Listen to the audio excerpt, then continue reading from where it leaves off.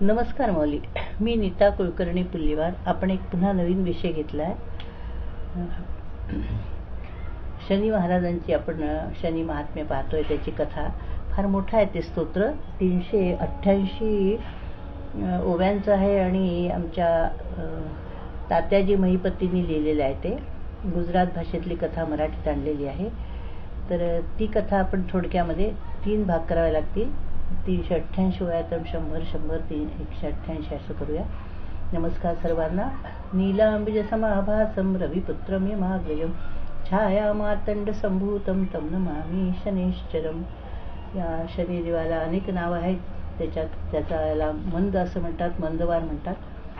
एक रुक्माजींनी लिहिलेलं एक 11 कडव्यांचं शनी स्तोत्र आहे. छान आहे ते.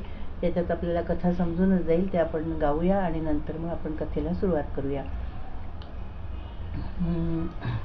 नमो सूर्यसुता तुझी धन्य कीर्ती न चाले मती वर्णिता स्तब्ध होती लीला नाटके अंतना पार माया हा धन्य तुझी शनी देवराया. आली स्वारिती गोचरी दुष्टिठाई सखे सोयरे इच्छिती दुष्टताही धनाहानी होती नसे काही माया हा धन्य तुझी शनी देवराया. जनी मान्यते लौकिकी द्वेष वाढे पुढे पावडे येती अंगाली गाडे न मिटे कधी यत्न जाता तिवाया हा धन्य तुझी शनी देवराया. नसे कोठे काही मना जो सुद्वारा पडे अंतरी येऊनी दुःख भारा करू इच्छिता गोष्ट जाते अपाया हा धन्य तुझी शनी देवराया. कुटुंबात जी प्रिय होती जीवाची तीही फिरली दुष्ट झाली मनाची नसे तोच घेती मना माझी थाया हा धन्य तुझी शनी देवराया. नसे चैन काही उदासी मनाते तुझ्या वाचुनी कोण दे शांती त्याते नको क्लेश दाऊ करी पूर्ण छाया हा धन्य तुझी शनी देवराया. उठे चित्ती चिंता जीवा रोग लागे झटे झोंबटे लागता पाठीमागे अहोरात्र तो दास वाटो जीवाया हा धन्य तुझी शनी देवराया. अबाधित लीला तुझी कोण वाणी चमत्कार तो दाविला शूळ पाणी गिरी कंदरी लाविलासी फिराया हा धन्य तुझी शनी देवराया. कथा ऐकली सर्व ही विक्रमाची आली त्या परी संधी वाटे आताची महासंकटे येती कंठी भिडाया हा धन्य तुझी शनी देवराया. फुटे छाती ते ऐकता 7.5 आता ती आली माझी हा काय कर्मपाती कृपावंत तू हात दे गा तराया हा धन्य तुझी शनी देवराया. किती दुःख सांगू नसे पार याला नसे थार कोठे बसाया मनाला कृपाळूपणे पाहि तू होय वाली प्रीतीने पदी रुंजी रुक्माजी घाली. जय जय शनी महाराज की जय. तर काय झालं की हे तात्याजी महिपती यांनी हे शनी महात्म्य लिहिलं आहे. फार मोठी कथा आहे. वाचणं होत नाही आपली. तर ते निदान शनी जयंतीला तरी आपण ती वाचावी. त्याची आपण गोष्ट समजून घेऊ. आपण ज्यांना जमतं त्या पारायण करू शकतात. 400 ओव्या कमी जास्त असल्यामुळे. तर हे मोठ्या 388 ओव्यांचं तात्याजी महिपतींनी लिहिलेलं शनी महात्म्य आपण त्याचा थोडा त्यातल्या गोष्टींचा उहापोह करतो आहे. ठीक आहे. भावार्थ पाहतो आहे. जय शनी. याच्यामध्ये स्तोत्रामध्ये प्रथम त्यांनी श्री गणेशाची स्तुती केली आहे. वक्रतुंड महाकाय सूर्यकोटी समप्रभ निर्विघ्नं कुरु मे देव सर्व कार्येषु सर्वदा. आता अभिनव वाग्विलासिनी जे चातुर्या सकला कामिनी ते श्री शारदा विश्वमोहिनी नमिदिव्या. संतांना नमस्कार केला, पांडुरंगाला नमस्कार केला आणि या भवातून तारण्याची विनंती केली. भव म्हणजे काम, क्रोध, लोभ, मोह, मद, मत्सर हे जे माझ्या मनामध्ये घर करून बसले त्यांच्यापासून माझं रक्षण कर अशी विनंती पांडुरंगाला केली आहे. आणि सगळं संकट निवारण्यासाठी आपण ही गुजरात भाषेची कथा मराठीत आणली आहे. तेव्हा ती आपण आता ऐकूया. काय झालं की उज्जैन नावाचं नगर आहे. आता आपण उज्जैनचे ओंकार महाकालेश्वरांचं नगर आहे. आमचे वडील लहानपणी एक श्लोक म्हणायचे, मला पूर्ण येत नाही तो. कोठे उज्जैनी नगर ते राज्यात शिंद्यांच्या नामके समता जुन्या समृता येईल कैशी तरी असं शेवटची ओळ आहे त्याची. त्याचा अर्थ असा की सुन्याला सुद्धा सुधा म्हणतात आणि अमृतालाही सुधा म्हणतात. त्यांचं नाम एक आहे परंतु त्याच्यामध्ये साम्य काहीच नाही. एवढंसा सुना जरी तोंडाला लागला तर तोंड आपलं उभरून येते नाही का. एवढंसं थेंबर अमृत पिलं तर आपण अमर होतो. तशा प्रकारे त्या काळातली विक्रमादित्याची ती उज्जैन नगरी आणि आत्ताची नगरी याच्यातला फरक त्याच्यात सांगितला आहे की ती सोन्याची नगरी होती. अक्षरशः नवरत्न त्याच्याकडे होते आणि कालिदासासारखं रत्न त्याच्याकडे अत्यंत मोठा राजा होऊन गेला. सुवर्ण जो आपण म्हणतो युग ते त्याच्याच काळातलं सुवर्णाचं युग होतं. त्या विक्रमादित्याची आपण गोष्ट ऐकतोय. त्याची उज्जैनी नगरी होती. विक्रमादित्य अत्यंत श्रेष्ठ असा राजा होता. एक दिवशी तो आपल्या दरबारात बसला असताना सगळे महापंडित सगळे बसले असताना त्यांनी एक विषय काढला की मला असं सांगा तुम्ही पंडित लोक की सर्व ग्रहामध्ये श्रेष्ठ कोण आहे. त्या प्रत्येकाने आपल्या पोथ्या सगळ्या काढल्या आणि त्यांनी चालू केलं. पहिल्या पंडितांनी सांगितलं की सूर्यग्रह अर्थातच मोठा आहे. सूर्य जगदात्मा जगतचक्षू म्हणतात त्याला. तो सगळ्यामध्ये मोठा असं आहे. तो आपण रविवार, सोमवार, मंगळवार, बुधवार, गुरुवार, शुक्रवार अशाच प्रकारे ते सांगितलेले आहेत. तर प्रथम त्याला रविग्रहाला आपण नमस्कार केला पाहिजे, त्याची उपासना केली पाहिजे. याची उपासना फार श्रेष्ठ आहे. पौष आणि श्रावण महिन्यामध्ये भगिनी सूर्यनारायण काढून त्याची उपासना करतात. आमच्या समर्थांच्या जन्मापूर्वी त्यांच्या आई राणूबाईंनी ही उपासना केली होती आणि लोकमान्य टिळकांच्या जन्माच्या पूर्वी त्यांच्या आईने पण ही सूर्य उपासना केली होती. अर्थात सूर्यासारखे सगळे चमकले.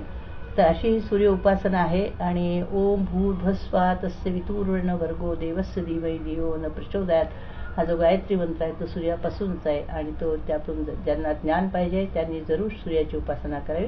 आपण जे म्हणतो की जन्मजात आमचे मारुतीबा सूर्यावर गेले त्याचा अर्थ असा की ते ज्ञान प्राप्त करायला गेले होते. त्याच्यावर असा एक त्या अर्थ काढला जातो. तर हा सिद्ध मंत्र आहे आणि 12 नमस्कार भगवंताला असतात मित्रांना सूर्यांना म्हणून.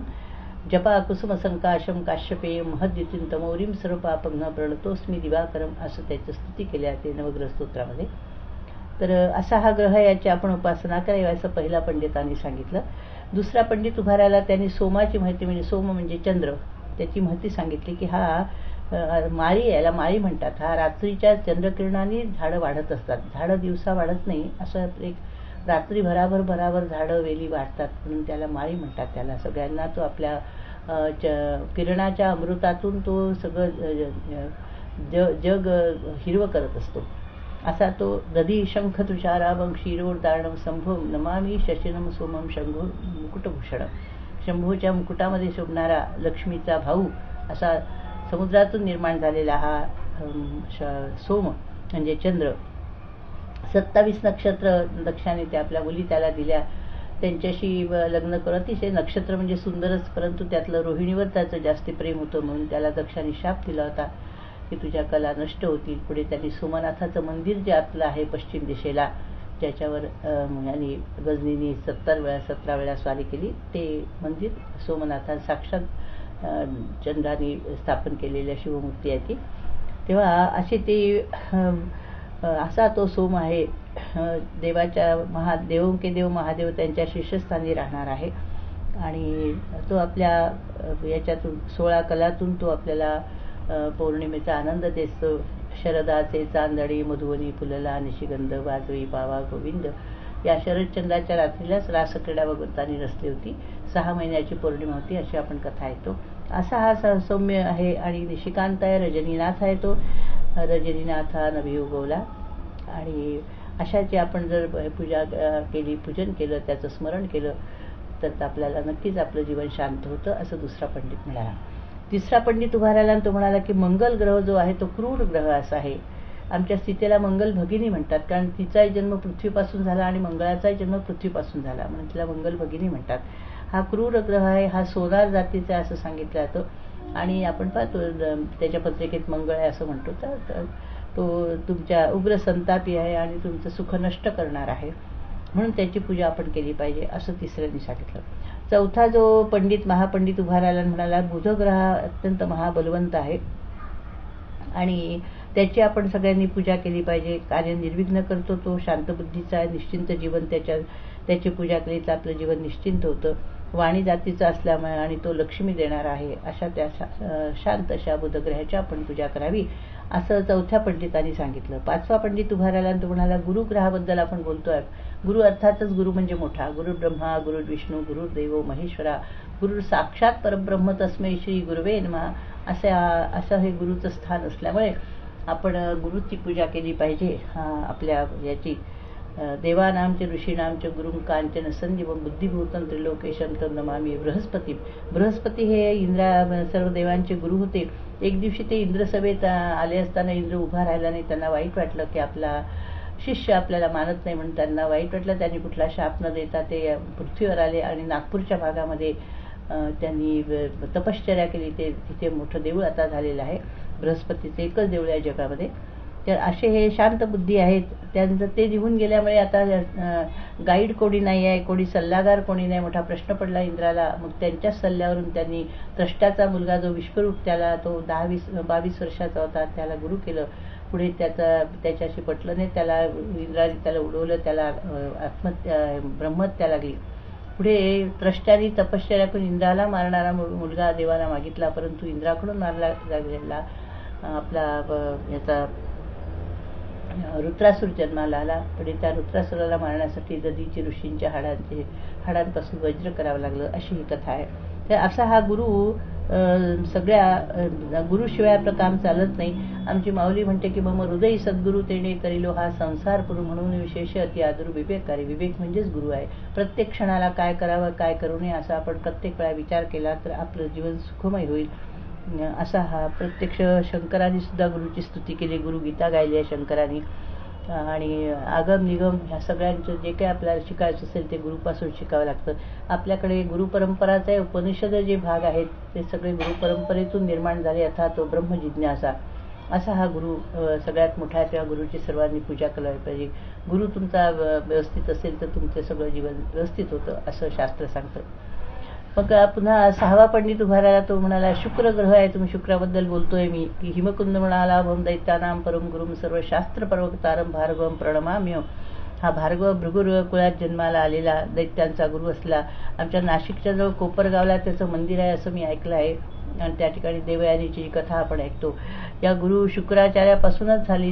देवयानीच्याच पोटी यदूचा जन्म झाला ययातीपासून. आणि त्या यदुकुलातच माझा गोपालकृष्ण विष्णूचा 8वा अवतार जन्माला आला. तर असं हे शुक्राचार्य ज्यांनी ही संजीवनी मंत्राचा हे केला होता, अत्यंत विद्वान होते. त्याच्यामुळे बृहस्पती म्हणा किंवा सर्व देवसुद्धा त्यांना सन्मान करत होते त्यांचा. असं हे कच्च देवयानीची गोष्ट आहे. याच्यामध्ये जेव्हा बलिराजाला भेटायला वामन आले तेव्हा त्यांना त्रिपाद भूमी द्यायचं बलिराजांनी मान्य केलं. तेव्हा त्याला नाही म्हणाले की हा विष्णू आहे आणि तुझं सर्वस्व चोरून देईल. तेव्हा तो म्हणाला जर विष्णू आहे, जर माझ्या लहानशा माणसा जर विष्णू जर बरोबरी करायला माझ्याकडे याचक म्हणून आला तर मला ते देणं भाग आहे. तो काही एका क्षणात करू शकतो. आणि म्हणून त्यांनी पाणी सोडायला लागला. तेव्हा शुक्राचार्य झारीमध्ये मासोळीचं रूप घेऊन राहिले. तेव्हा भगवंताला ते लक्षात आलं वामनाच्या आणि त्यांनी काळी टोचली तर त्या एकाक्ष म्हणून त्यांचा डावा डोळा फुटल्या गेला, अशी कथा आहे. तर असे हे एकाक्ष असणारे, आपल्या राक्षसांवर प्रेम करणारे, आपल्या शिष्यांसाठी सर्वस्व अर्पण करणारे असे हे गुरु शुक्राचार्य, त्यांची पूजा केली पाहिजे. अजून कोणते ग्रह राहिले असा यांनी प्रश्न केला विक्रमादित्याने. तेव्हा राहू आणि केतू सांगितले. हे सुद्धा राहू केतू याच्यामध्ये समुद्रमंथनाच्या वेळेला आपण ही गोष्ट ऐकायला मिळते की अमृत निघालं, मोहिनी वाटायला लागली. तेव्हा ह्या राहू येऊन बसला देवांच्या पंक्तीमध्ये आणि त्याच्या पोटात अमृत गेलं. तेव्हा चंद्रसूर्याने त्याच्याकडे बोट दाखवलं म्हणून चंद्रसूर्यांना ते राहू केतू ग्रहणाच्या वेळेला खातात. अशा प्रकारची आपल्याकडे कथा आहे. हे क्रूर ग्रह आहेत आणि म्हणून यांची सुद्धा पूजा आपण केली तर आपल्या जीवनामध्ये सौख्य येतं. अजून कोणते ग्रह राहिले असा आमच्या विक्रमादित्याने प्रश्न केला. तेव्हा मग एक उठला आणि शनिग्रहाचा आपण विचारलो. शनिग्रह सर्वात मोठा ग्रह आहे, तो कसा आहे तर मग त्याची कथा सांगायला लागले ते की शनिग्रह हा सर्वांवर छाप पाडणार आहे. त्याच्या आगमनाने संसारात विघ्न येतात आहे. तो संतापी आहे. तो सर्वांना शनिपीडा 7.5 वर्षाची अडीच असे 7.5 वर्षाची पीडा होते. तो जातीने तेली आहे. तो त्याची काळी नाल, घोड्याच्या नालीपासून त्याची मूर्ती बनवावी, त्याची पूजा करावी, त्याला तेलाचा अभिषेक करावा. आमच्या महाराष्ट्रामध्ये शनी शिंगणापूर गाव आहे, त्या ठिकाणी भगवंताची मूर्ती आहे आणि त्या ठिकाणी तेलाचा अभिषेक होतो. त्या गावाचं वैशिष्ट्य असं की त्या गावाला घरात कोणाला दरवाजे नाही आहेत, त्यांच्या पडदे लावलेले असतात. आमच्या इथं शनिदेव आमच्या गावाचं रक्षण करत असल्यामुळे इथे कुठलीही चोरी होत नाही, अशा प्रकारची पूर्ण श्रद्धा आहे. आणि त्यांचं चालणं लंगड्यासारखं चालणं आहे. दृष्टी पडली तर ते चकनाचूर करून टाकतात. एक प्रश्न विचारला होता कोणीतरी की लक्ष्मी आणि शनी केव्हा चांगले दिसतात.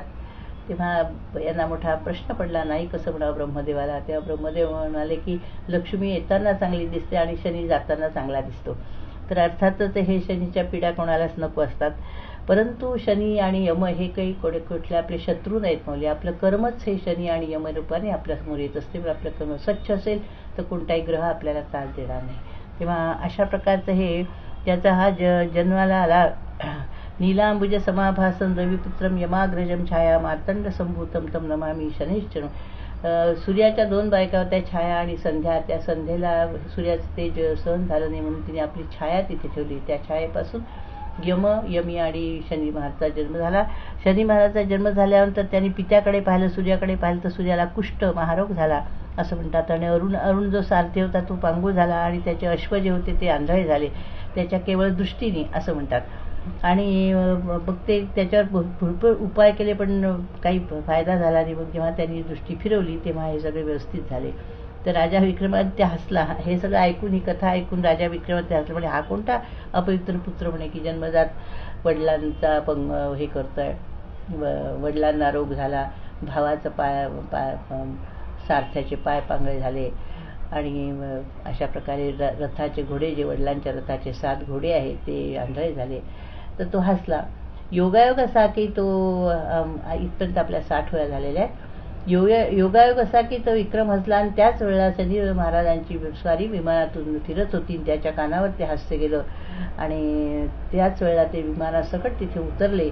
आणि ते आल्याबरोबर सगळे हे होते सगळेजण सभा उभी राहिली, नमस्कार केला, सत्कार केला त्यांचा.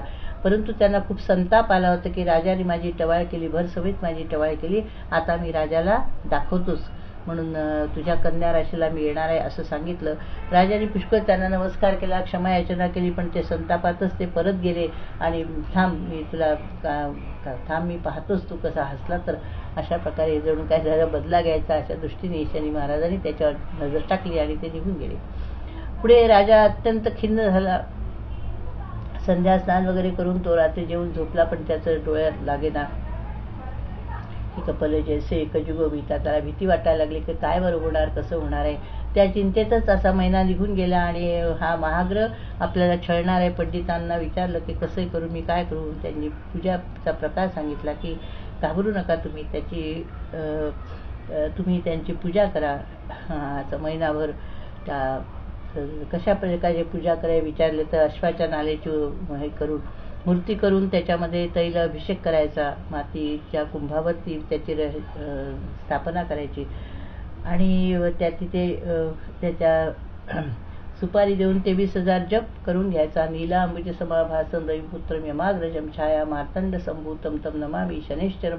असा ब्राह्मणाला सुपारी देऊन असा जप करून घ्यायचा. पूर्ण जप झाल्यानंतर 1/4 म्हणजे 6,000 मंत्रांनी पूर्णाहुती करायची आणि द्रव्यदान करायचं. द्रव्यदानाचं महत्त्व आहे. द्रव्य असं हे गवनमार्ग यथावकाश की दान भोग अथवा तिसरा विनाश.